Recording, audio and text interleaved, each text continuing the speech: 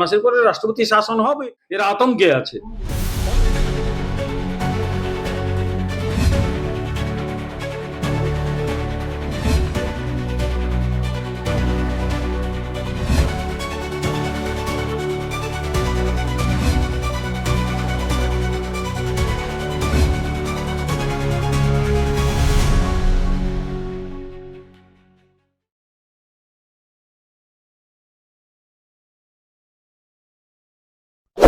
বাংলাদেশের যে নির্বাচন আমরা দেখলাম সেখানে দেখা যাচ্ছে জামাতিদের জয় হয়েছে যে এলাকাগুলো সেগুলো ভারতের সঙ্গে বর্ডার শেয়ার করছে। এটা কতটা ভয়ের কারণ হয়ে দাঁড়াচ্ছে পশ্চিমবঙ্গের জন্য?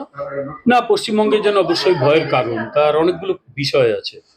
দেখো, এবারে বাংলাদেশে যে নির্বাচনটা হয়েছে, অনেকে আশঙ্কা করেছিল জামাত এবং ওই এনসিপি নামক যে হঠাৎ করে গজিয়ে ওঠা দল তারাই জিতবে, কিন্তু তারা জিততে পারেনি।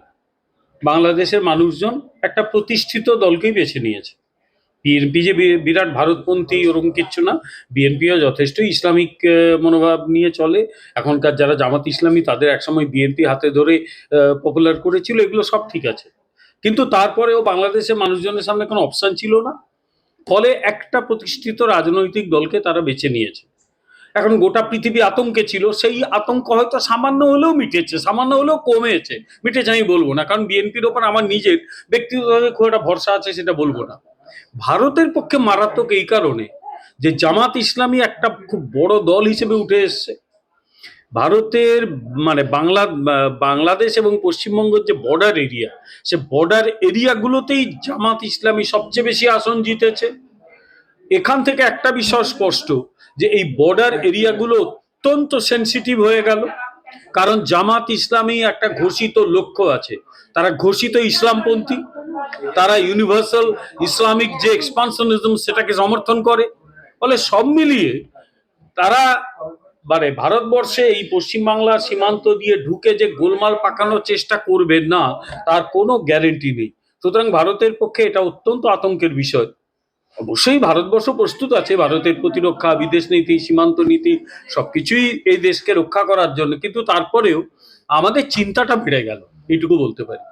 এই যে বাংলাদেশে আমরা দেখলাম যে প্রায় 20 বছর পর বিএনপি আবার সরকার গঠন করছে, একটা বিরাট পরিবর্তন। এইরকম কোনো পরিবর্তন আগামীতে আমাদের রাজ্যের নির্বাচন 26-এ কি এরকম কোনো পরিবর্তন আমরা দেখতে পাবো? আমি বাংলাদেশের সঙ্গে তুলনা করছি না, আমি বিহারের সঙ্গে তুলনা করছি, কারণ লালু রাবড়ি জমানা যখন ছিল তখন এই বিহারে কয়েকবার গেছি।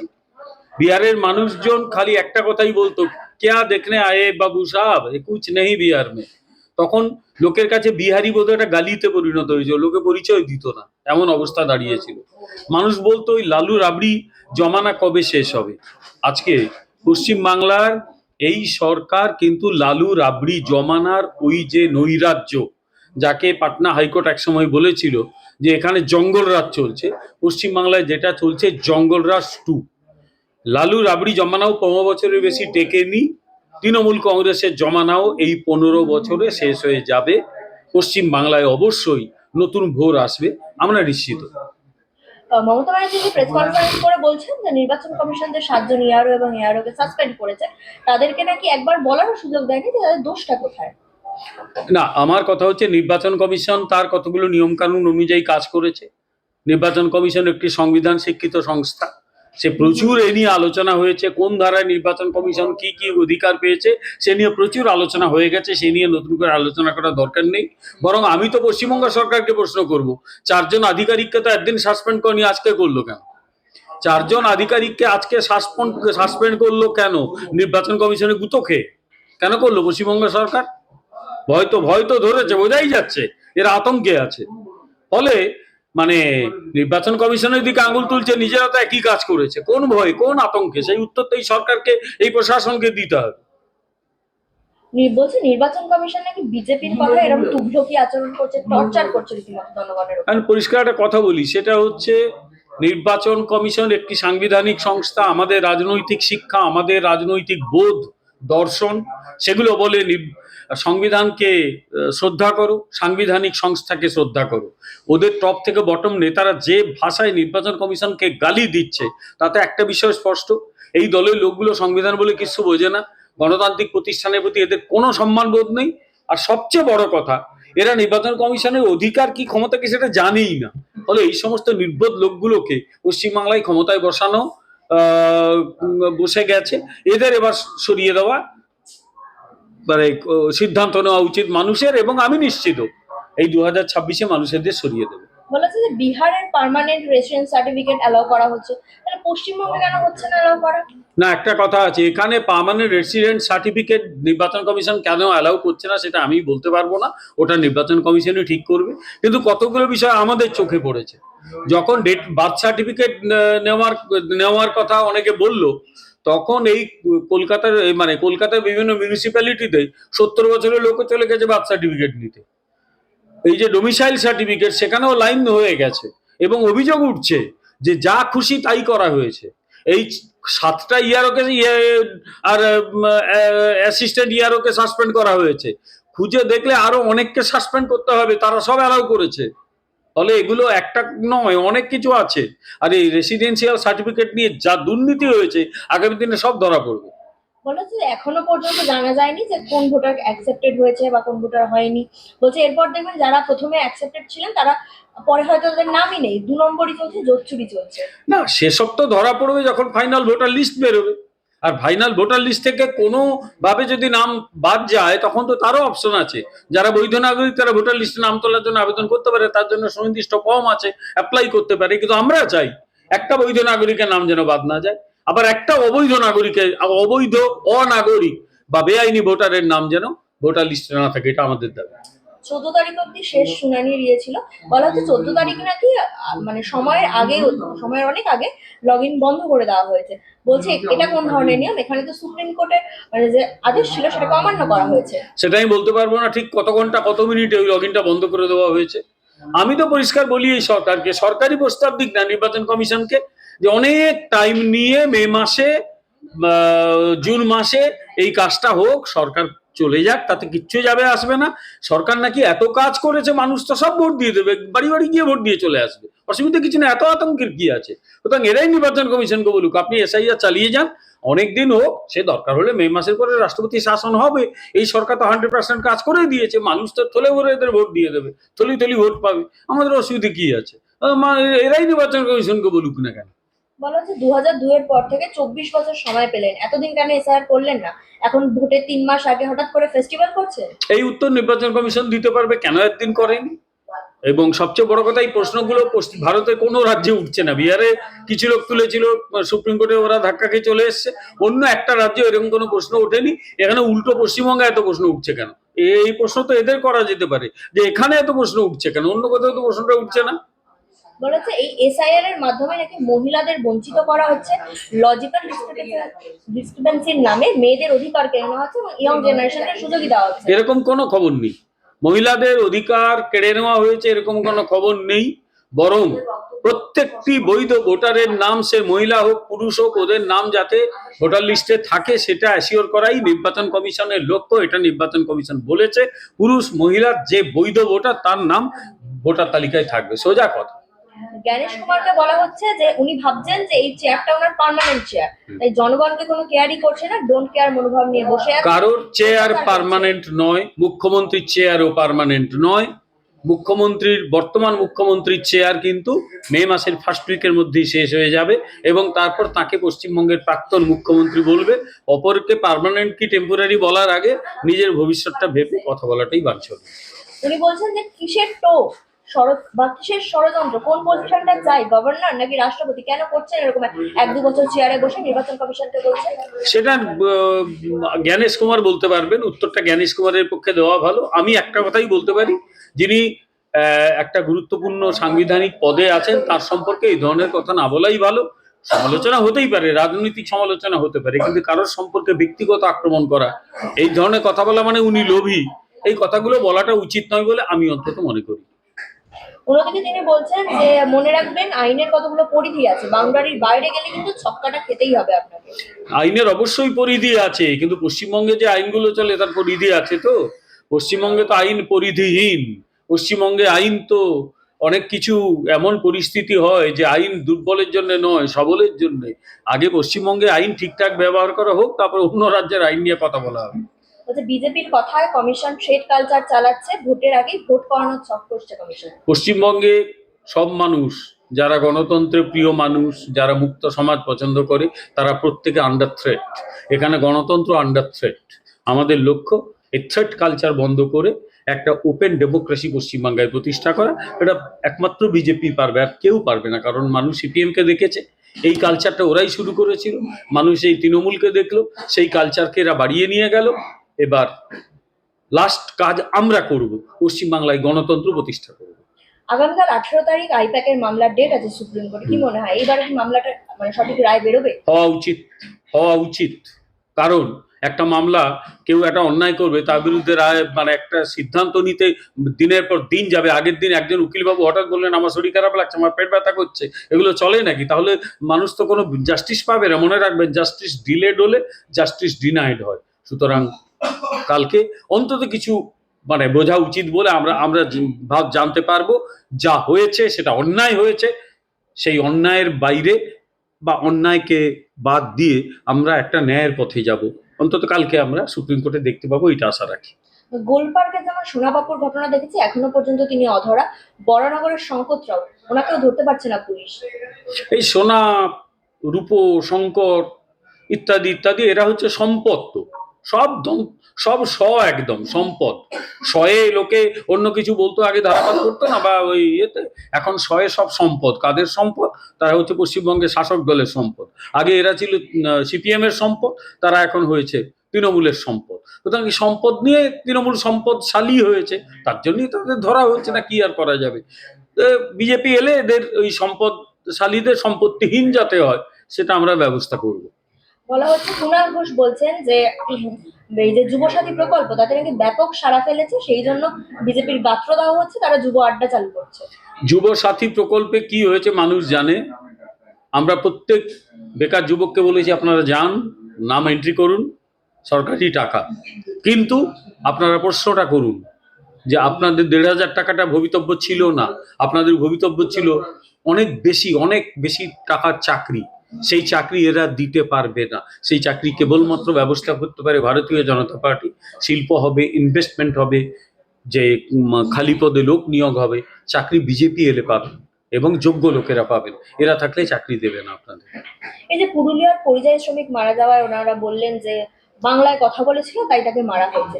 বারবার পরিযায়ী শ্রমিকরা মারা গেলে এই ধরনের কথাবার্তা তুলে আনা হয় যে বাংলায় কথা বলার জন্য মারা হয়েছে। তাহলে এইটা কেন তারা নিশ্চিত করতে পারে না যে বাংলার লোকেদের যাতে বাইরে গিয়ে কাজ করতে না হয়, তারা যাতে বাংলায় কাজ করে? দেখো, একটা যখন দেশ, এক জায়গার মানুষ অন্য জায়গায় কাজ করতে যাবে। আমার তো মেদিনীপুরে বাড়ি, আমি কলকাতায় চাকরি করতে এলাম কেন? আসতেই পারি। কেউ যদি এখানে ধরা যাক 50,000 টাকা আয় করে, সে বাইরে একটা 1,00,000 টাকার দামে চাকরি পেলো, আমি তাকে আটকে রাখতে পারি রে? কখনো আটকে রাখতে পারি না। কিন্তু মানুষ এখানে একদম কাজ না পেয়ে যারা বাইরে চলে যাচ্ছে, তাদের পক্ষে তো এই পরিস্থিতিটা খারাপ। কোথায় তাদের হাতে কাজ তুলে দেবে সেইটা না করে এই সরকার, এই শাসক দল বাংলা ভাষার জন্য মার খাচ্ছে, এই ধরনের হাস্যকর কিছু মানে ইডিয়টিক অভিযোগ তুলছে। এগুলো কোনো মানে হয় না। আসলে নিজের এগুলো ব্যর্থতা ঢাকার চেষ্টা করছে। কাউকে বাংলা ভাষা বলার জন্য মারা হয়নি। যা ঘটেছে সেখানে সিসিটিভি ফুটেজ পাবলিক দেখিয়ে দিয়েছে মহারাষ্ট্রের পুলিশ, যে ওখানে কি ঘটেছিল। এবং যাকে গ্রেপ্তার করা হয়েছে, তারপরে তৃণমূল চেপে গেল কেন? যে লোকটিকে গ্রেপ্তার করা হয়েছে, যে দুজনকে, তাদের নাম শুনে চেপে গেল কেন? এসব মিথ্যে কথা বলে লাভ নেই, মানুষ ওদের মিথ্যে ধরে ফেলছে। একদম শেষ প্রশ্ন, অভিষেক বন্দ্যোপাধ্যায় জেলায় জেলায় সেবাশ্রয় করে বেড়াচ্ছে, অথচ দেখা যাচ্ছে একাধিক সরকারি হাসপাতাল সেগুলো বেহাল অবস্থায় পড়ে রয়েছে, চিকিৎসা হচ্ছে না, বেড নেই। এই জন্যই তো সেবাশ্রয় প্রকল্প। এই যে বলছে না, একটু আগে প্রশ্নটা করলে যে এত বেকার যুবক লাইনে কেন দাঁড়িয়েছে, কোনো উৎসাহ উদ্দীপনা নিয়ে কেউ লাইনে দাঁড়ায়নি। অনেক যন্ত্রণা নিয়ে মানুষ লাইনে দাঁড়িয়েছে, তার কাছে 1,500 টাকাটাই অনেক। আবার এই সেবাশ্রয় নামক এই যে প্রকল্প, স্বাস্থ্য প্রকল্প, এটা কি বলিয়ে মনে করিয়ে দিচ্ছে না যে এ রাজ্যে স্বাস্থ্য ব্যবস্থার কত বেহাল দশা। ফলে মানুষ এই প্রকল্পে যাচ্ছে, এরা নিজেরাই স্বীকার করে নিচ্ছে হসপিটালে কোনো চিকিৎসা হয় না, কিছু না, ফলে এই ধরনের প্রকল্প চালু করতে হচ্ছে। মানুষ দেখছে, মানুষ সব জানে, সব বোঝে, উত্তর ঠিক সময়ে দিয়ে দেবে। তার মানে এটা প্রমাণ হয়ে যাচ্ছে যে দলের সেকেন্ড ইন কমান্ড যাকে বলা হয়, সে বলছে দলের যে সুপ্রিমো সে ব্যর্থ। এখন ঘুরিয়ে তো তাই হয়, ব্যাপারটা তো তাই দাঁড়ায়। সেকেন্ড ইন কমান্ড যদি বলতেন যে না না, হসপিটালে ভালো চাকরি, এখানে চিকিৎসা হয়, বাইরে যাবার দরকার কি, কেউ তো করে না ওটা। বরং পাল্টা সেবাশ্রয় চালু করছে, তার মানে হসপিটালে চিকিৎসা হয় না। তো মেনে নিচ্ছে তো, ভালোই তো। আমরা তো মানুষকে বলছি দেখুন ওরাই তো মেনে নিচ্ছে, ওদের হাসপাতালে চিকিৎসা হয় না। আমি মাঝখানে একবার বেশ কিছু জায়গা ঘুরেছিলাম কিছু ফিল্ড সার্ভে করতে, হসপিটালগুলোর যে হাল দেখেছিলাম, ওগুলোকে হসপিটাল বলবো না কি বলবো ঈশ্বর জানে। ফলে এই রাজ্যে হসপিটাল মোটেই ভালো অবস্থায় নেই। ও সব বাড়ি ফাড়ি হয়ে গেছে, সুপার স্পেশালিটি হসপিটাল সব সুপার ফ্লপ হসপিটাল হয়েছে, ডাক্তার নেই, কিচ্ছু নেই। একটা নেই রাজ্যে আমরা আছি। এখান থেকে নিজেকে ঘুরে দাঁড়াতে হবে মানুষকে, পশ্চিমবাংলাকে ঘুরে দাঁড় করাতেই হবে, এটাই আমাদের লক্ষ্য হওয়া উচিত। অসংখ্য ধন্যবাদ। ধন্যবাদ। দিদি, সিএম নিউজ মিডিয়া আপনাকে স্বাগত। আপনার বাবা আজীবন বামপন্থী রাজনীতি করে এসছে, আর এখন এসে আপনি বিজেপিতে যোগদান করলেন। কোন আদর্শগত মিল বিজেপির সাথে পান যে হঠাৎ করে বিজেপিতে যোগদান করলেন? বিরোধিতার জায়গায় আদর্শগত মিল, প্রতিবাদের জায়গায় আদর্শগত মিল। আর মিল ভুল যেটা হচ্ছে সেটা সাহসিকতার সঙ্গে সামনে তুলে ধরা, সেটা রূপান্তর পশ্চিমবঙ্গে কেন প্রয়োজন, কিভাবে প্রয়োজন, সেই বিষয়ে দৃষ্টি আকর্ষণ করা, এই জায়গা থেকে। না, একটা যখন বামপন্থী রাজনীতি চলতো তখন সেখানে শ্রমিকদের কথা বলা হতো, কৃষকদের কথা বলা হতো। সেখানে দাঁড়িয়ে দেখা যাচ্ছে বিজেপিতে হিন্দুত্ববাদের কথা বেশি উঠে আসে। মানে এই এই জিনিসটাকে আপনি মেনে নিচ্ছেন? মেনে নেওয়ার কিছু নেই, এটা একটা ভুল ভ্রান্ত ধারণা। যদি এটা মনে হয় যে আমাদের ভারতীয় আধ্যাত্ম বোধ বাদ দিয়ে, আমার স্পিরিচুয়ালিটি বাদ দিয়ে আমি, তাহলে সে আমি সম্পূর্ণ আমি নয়, সেখানে হোলসামনেসের একটা অভাব আছে। আর কে বলেছে যে ভারতীয় জনতা পার্টিতে শ্রমিকদের কথা ভাবা হয় না, বলা হয় না? শ্রম বিলগুলো দেখুন, আইনগুলো দেখুন, সেখানে বারবার এই কথাই বলা হয়। এবং প্রত্যেকটা পার্টিতেই রয়েছে, এই পার্টিতেও রয়েছে নিজের মতো করে। কাজেই অসুবিধা হওয়ার কোনো জায়গা, বরং বলতে পারেন যে যেহেতু স্পিরিচুয়াল ধারণা নিয়ে এরা অনেক বেশি ভাবিত, সেই ক্ষেত্রে একজন ভারতীয় হিসেবে, একজন বাঙালি হিসেবে পূর্ণ উন্নয়ন যাকে বলে, সেই ক্ষেত্রে অনেক বেশি সুবিধাজনক মানুষ হিসেবে। সামনে নির্বাচন, মানে আপনি এই যে দলে যোগদান করলেন, এখানে আপনি আপনার ভবিষ্যতে কি আপনি নিজেকে বিজেপি নেত্রী হিসেবে দেখতে চান, না ক্ষিতি গোস্বামীর কন্যা হিসেবে পরিচয়টা বেশি ভালো লাগছে? আজব ব্যাপার। শুনুন, বায়োলজিক্যালি উনি আমার বাবা, এবং আদর্শগতভাবে আমি অবশ্যই ওনাকে মনে করি উনি একজন আদর্শ নেতা। উনি আমার নেতাও ছিলেন, নেতাও বটে যখন আমি ছাত্র রাজনীতি করেছি। উনি থাকবেন সেই জায়গাতেই। আজকে উনি নেই, ওনার প্রতি শ্রদ্ধা রেখে এই কথা বলবো। কিন্তু এই মুহূর্তে আমি ভারতীয় জনতা পার্টির পশ্চিমবঙ্গের সদস্য, এবং অত্যন্ত গরিমার সঙ্গে এই সদস্য পদ আমি গ্রহণ করেছি। আমার মাথার উপর বড়দের আশীর্বাদ থাকবে, এভাবে এগিয়ে যাবো। আপনি একজন মহিলা, আমাদের রাজ্যের মুখ্যমন্ত্রীর একজন মহিলা। ওনার যেসব কাজকর্ম চলছে বা আমাদের রাজ্যের মহিলাদের উপর যে ধরনের অত্যাচার হচ্ছে, আপনি কিভাবে দেখছেন বিষয়গুলোকে? মানে এটা তো একটা খুব বৃহৎ একটা ব্যাপার। মানে মহিলাদের ওপর যদি আক্রমণ নেমে আসে, অত্যাচার নেমে আসে, সেটা শুধুমাত্র কোনো দলের দায়িত্ব হয় না, সর্বোপরি আপামর জনতার দায়িত্ব। এবং সরকার পক্ষ যদি কোনো দলের মত অনুযায়ী চলে, তখন জনসাধারণ খুব সমস্যায় পড়ে আর কি। সরকার তো জনসাধারণের কথা বলবে, জনসাধারণ যদি সরকারকে ভয় পেতে শুরু করে, তখনই হয় সমস্যা। আর এই ভয়টা যদি জনসাধারণ পায়, তখন কিন্তু দুর্বৃত্তরা বোঝে যে তারা এখন আপার হ্যান্ড, তারা এখন যা ইচ্ছে তাই করতে পারে। কিন্তু ভারতীয় জনতা পার্টি থাকলে বিরোধিতার জায়গায় যা ইচ্ছে তাই করা যাবে না, যাচ্ছে না। এই বিধানসভা নির্বাচনের ফলাফল সেটা বুঝিয়ে দেবে। এই যে প্রতিকুর রহমান, তিনি দল ছাড়ছেন, এবার একটা গুজব ছড়াচ্ছেন তিনি তৃণমূল জয়েন করছেন। আপনার দিদিও তৃণমূলে রয়েছে, আপনি তাহলে তৃণমূলে নয় বিজেপিতে কেন? আমি বিজেপিতে এই কারণেই, কারণ বিজেপির আদর্শে আমি প্রাণিত বোধ করেছি।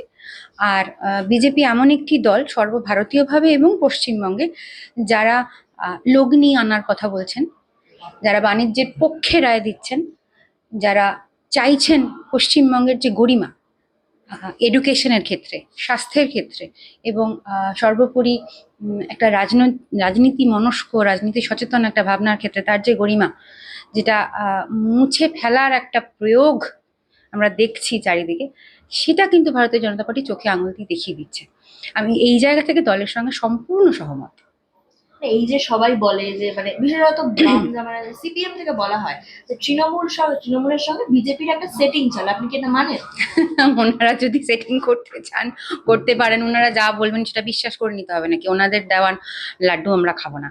প্রথমত, এই দল খুব সঠিক অর্থে প্রথম থেকে, আজকে থেকে নয়, বহুদিন ধরে একটা পন্থা নিয়ে চলেছে। সাংস্কৃতিক একটা দিক আছে, তার রাজনৈতিক একটা দিক আছে, তার বাণিজ্যিক একটা দিক আছে। এই সমস্ত দিকগুলো নিয়েই তারা চলেছে, এবং সেই ক্ষেত্রে দেখা যাচ্ছে একটা ইউনিক একটা পন্থা এরা তৈরি করেছে, এবং এই পন্থার সঙ্গে লড়াই করতে এরা কিন্তু হিমশিম খেয়ে যাচ্ছে।